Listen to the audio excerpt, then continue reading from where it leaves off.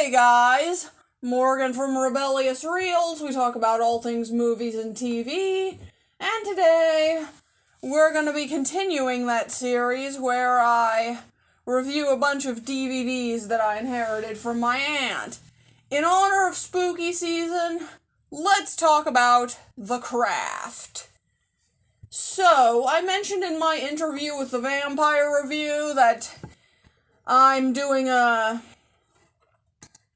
video at the end of October, in early November, where I rank 31 horror movies that I watched in the month of October.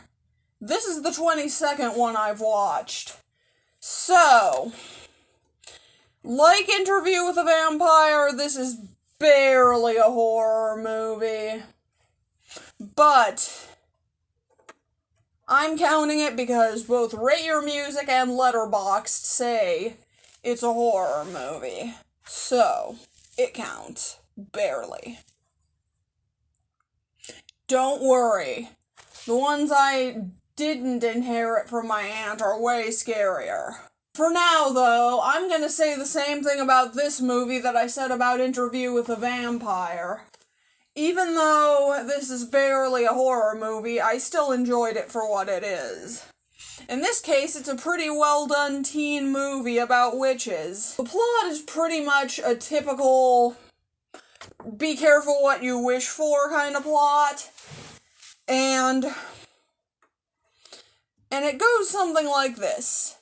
Basically, these four girls form a coven, and they start doing magic that at first makes their lives better, but then things start to go awry. It may not be the most original plot in the world, but the characters and the overall feel of this movie more than make up for that.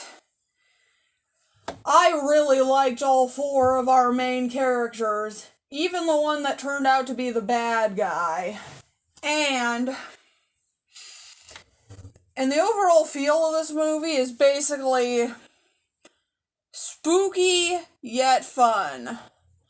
It's got a bit of a gothic vibe too, like the fun side of goth.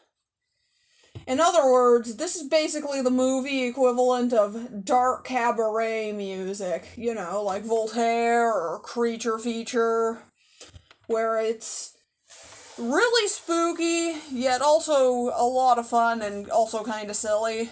There were moments during the first act of this movie that I honestly felt like I was hanging out with a cool group of friends and being rebellious.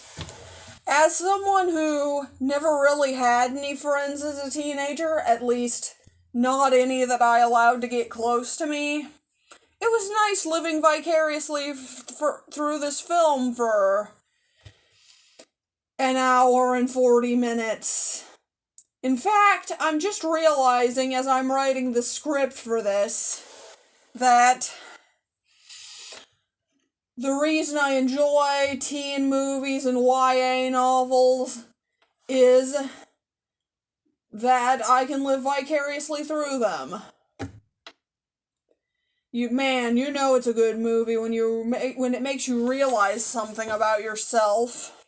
Anyway, another thing I'll say I like about this movie is the outfits.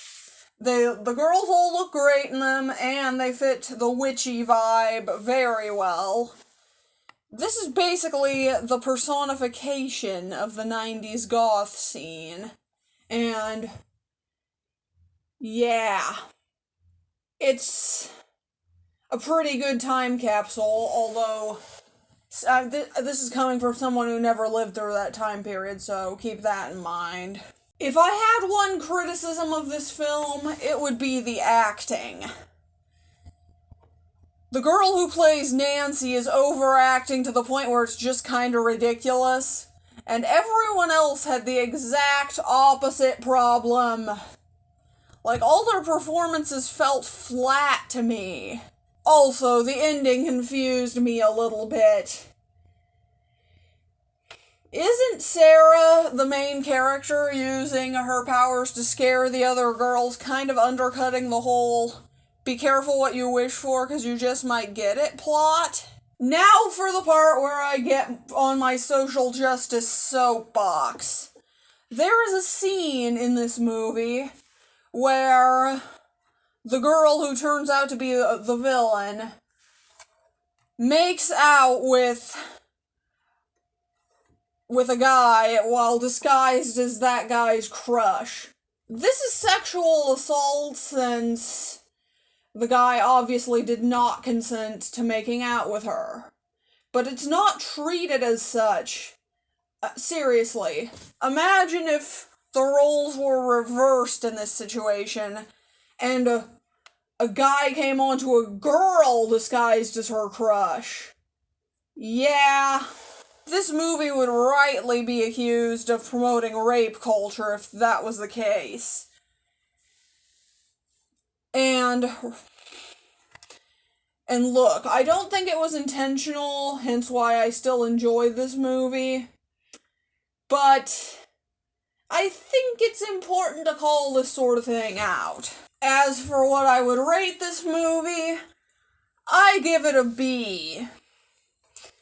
It's a lot of spooky, witchy fun that could have been even better, with better actors and more thought put into the message.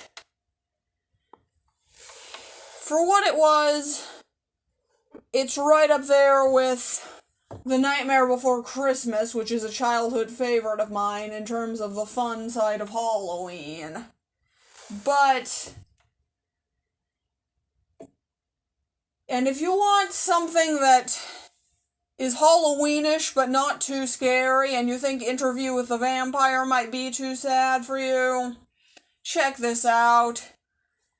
Otherwise, yeah, there are better fun Halloween movies like The Nightmare Before Christmas and whatnot. And while this is still good, I wouldn't consider it a favorite. And that's my review. Don't forget to comment, like, and subscribe. I'm Morgan, the Rebellious Reviewer, and I'm out.